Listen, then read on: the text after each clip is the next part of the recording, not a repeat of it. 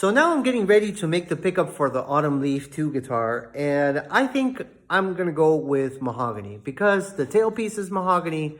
I might do some pyrographic stuff on the pickup too. And of course, first thing I gotta do is prepare the stock.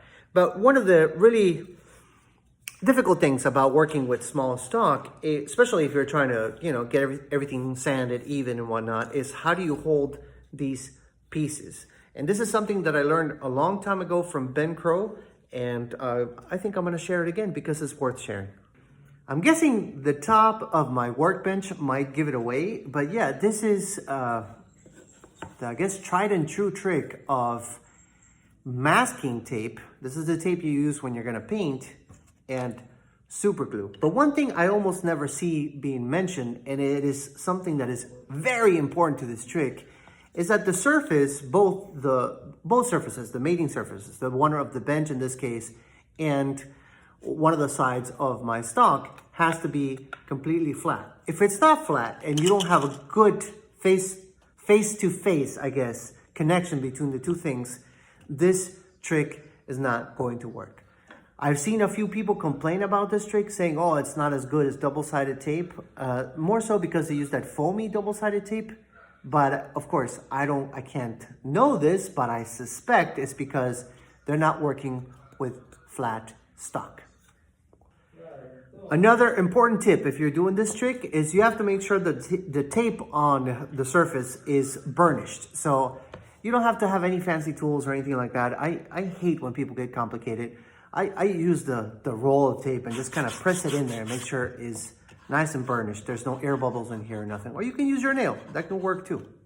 Another issue I see with people using this trick and failing and then complaining that it's no good is being way too cheap on the amount of glue you're going to use.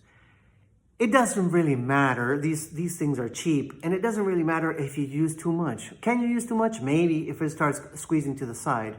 But you have a way better chance of making this trick work if you get a little cuckoo with the glue. If you have accelerator, well, the best way to do this would be to spray accelerator on one of the surfaces, put the glue on the other ones, and then, join them together. But if you don't, which is the case of me, I don't have one, you can put a little bit of weight on it. You don't have to put 20, 30, 40 pounds. I see some people just put like gigantic anvils on top of surfaces. You don't have to do that. And just wait 5-10 minutes.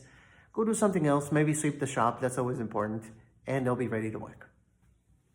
Something that just occurred to me, and I think it might be the case for more than a few people out there, I don't actually have an accelerator, and I don't want to be buying accelerators.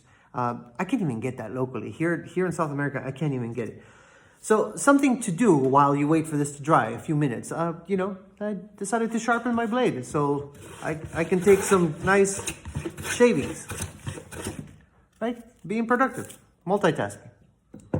This is the weird part of the video that I need to make sure that I include, where I ask you if you like this kind of content, if you like guitar building, you're trying to build one yourself, or you just enjoy watching somebody else do it, and you want to help me out, a like goes a long way, and a subscription goes even further.